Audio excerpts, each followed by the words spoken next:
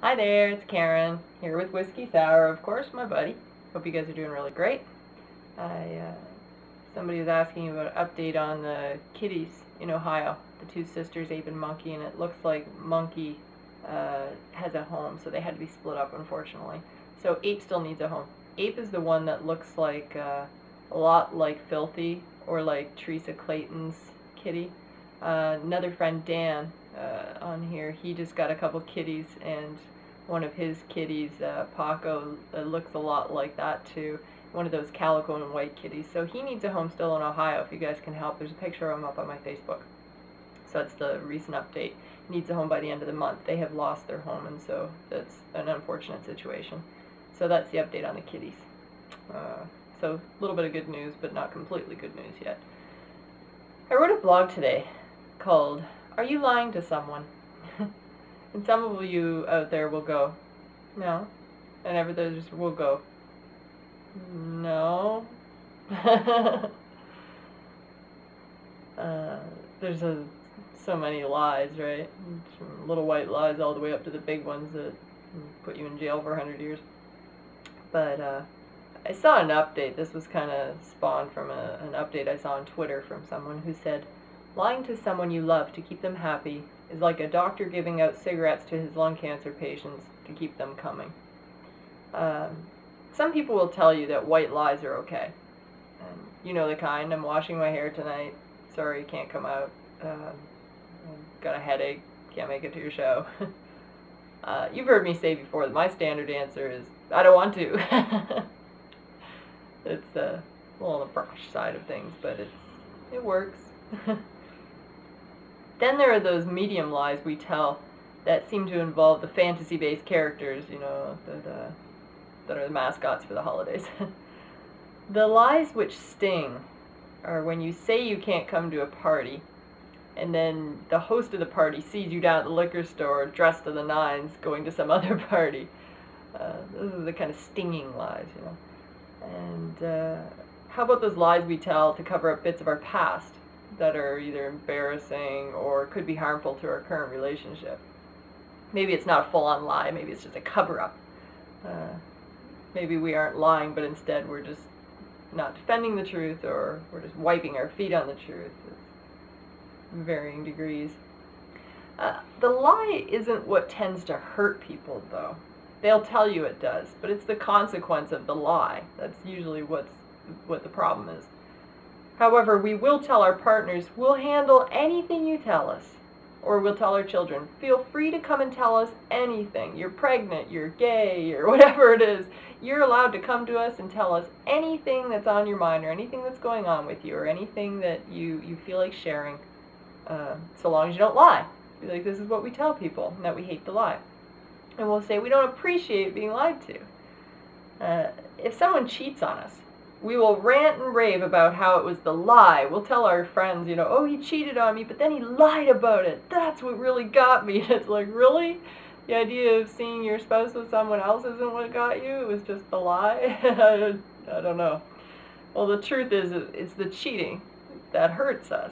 The consequence is that they can't be trusted. And that's the problem, is that they broke the kind of circle of trust, much like Meet the Parents and all those things. It's just the circle of trust. You're now outside the circle of trust. And if the lie bugged us so much, then we'd be really mad and aggravated that someone lied to us about Santa and the Easter Bunny. But we get presents, so there's no consequence. So that's the problem, is the consequence is there. So who cares, right? No consequence. The part that we're ashamed of usually isn't the lie, it's the act. It's whatever we're lying about. Then people are generally only sorry when they get caught in the lie, or if they get caught in the act of lying. It's almost impossible to heal anything with an ongoing lie, but if you are ready to fess up to something, you better be ready to face the consequence that goes along with it. That's the problem right there. And like giving yourself up to the police, you might get a lesser sentence if you just come forth with the truth, but you're still going to do the time. And that's what keeps you in the lie. That consequence is what keeps you in the lie. And what I'm finding with many people is nobody seems to think that telling the truth is convenient. They want to be able to tell the truth. They want to come and tell their spouse what's going on, or with their child what's going on, or whatever the situation is. but it's never convenient. It's never a good time. It's not the right time to tell the truth. And it's especially true when there's cheating, or even just something simple like you just don't love somebody anymore. You feel that loss of love in your relationship. And if you rely on your spouse for money or financial support or whatever the situation, it's imperative you keep the lie going so you don't end up homeless. So these are the things that kind of keep us in the lie. And in looking back at the original status update that I saw where he said, lying to someone you love to keep them happy is like a doctor giving out cigarettes to his lung cancer patients to keep them coming. I think the problem is that when we're stuck in a lie, we may think we're keeping them happy. We might honestly think, oh, I don't want to hurt their feelings, or just I want to keep them happy. But we never seem to consider our own happiness. And this is the issue I have, is I don't mean this kind of happiness that keeps you in your hotel room with this, new person every other night, or keeps you hanging out at the bar with the boys a little bit longer. But the happiness knowing that your character is in check, first and foremost, and most importantly. What if we took them out of the equation altogether, just the people around us, when there's a lie involved, and what if we took them out of the equation? Are we able to look at ourselves in the mirror and feel okay about whatever it is that we're lying about? Can this also enter as a factor in ditching our lie? Can we consider our own character, what it's doing to our own insides? What does it say about us when we have to lie? Another thing to consider is, what does it say about the situation we are in, that we've either put ourselves in or that we've ended up in, where we have to lie, where we feel forced to lie or justified? Are we in something that is really unhealthy for our spirit, a relationship, a situation, a job, or whatever it is? Are we trapped not just by the lie, but by the people and the surroundings? And is the lie maybe just an indication of a much bigger problem? So how do we free ourselves of this lie and all the circumstances which help cultivate the lie? Everyone feels justified for lying. Otherwise, nobody would do it. Nobody would lie if they didn't feel some sort of justification in having that lie. But if you really feel like you have a good, solid reason for lying, and let's just say for argument's sake, just to play devil's advocate here, we'll say you're justified. What are you covering up? What are you protecting? Or are you just really knee-deep in something that is so important that your spirit is being compromised? Like, is it worth it? I don't mean is it worth it to keep it going because, oh, they did that to me and so therefore there's a sense of vengeance or something. I mean, is it worth it to have your spirit start to deteriorate from the insides?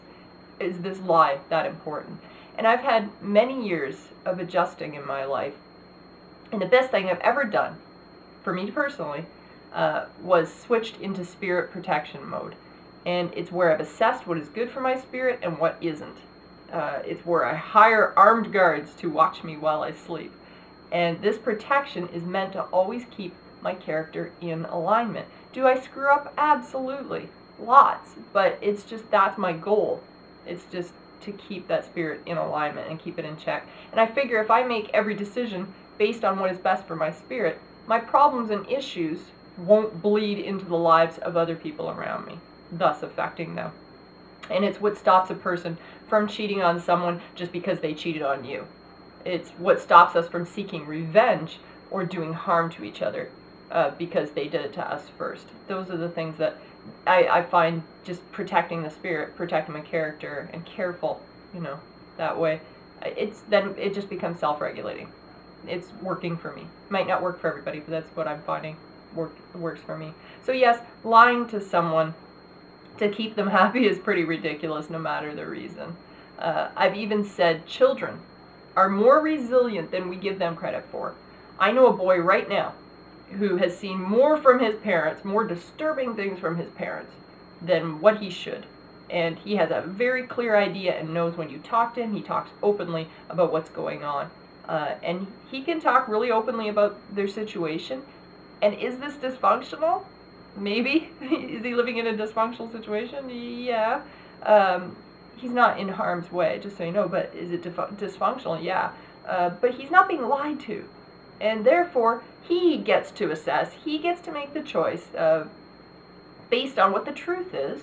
And because the truth is that his parents have a really awful relationship, because that's out in the open, other people can also talk to this boy. And he therefore has come to a consensus that it's not his fault. So he can talk to aunts and uncles or cousins or whoever he needs to talk to, or counselors or therapists or anything, and he can be really forthright about what's going on and get to a sense of healing and get him out of a situation that could potentially be bad for him, because the truth is there and he gets to assess it. And children are so resilient. They're more resilient than we give them credit for. I really believe that. So I think that's a good thing. I'm more concerned that people are lying to themselves and therefore are chipping away at their own character, which is just a greater concern to me. The fear is that once we've hurt our spirit, we can't get it back. That's the fear.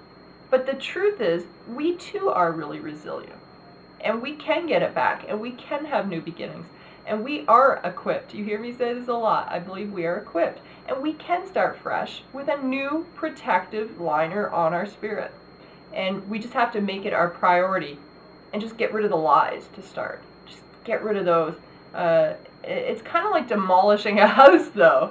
You know, if you got enough of those lies packed away or built up or whatever, it's like demolishing a house to build a new one. It's going to be ugly for a while. It's not going to look like anything's getting accomplished, and you got a lot of things to haul away in the meanwhile. But you know what? You're going to have a new place. It's going to be more solid, and you're going to feel better about it. And maybe next time someone asks me to do something, I'm going to change my I don't want to no thank you. It just sounds a bit nicer, doesn't it?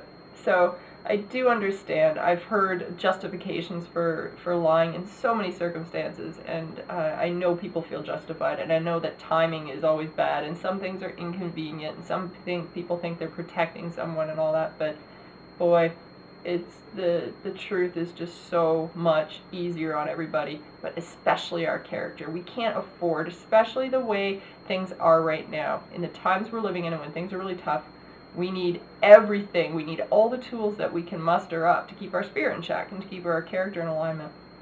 I signed off with a Michael de Montaigne quote, I do myself a greater injury in lying than I do him of whom I tell a lie. And I really believe that is true. That the lie, it eats here more than anything. And we feel like we're maybe taking the burden, and sometimes it can be a hero kind of role that we think we're taking on by, well, I'll take on this lie, and I'll hold it in my chest, and it can eat away like cancer right here. You know, the heavy spot right here. I'll just let it eat away there. Therefore, I can keep that person protected. I can keep that person happy. But you know what? They're probably more resilient. They can probably handle the truth better than you think they can.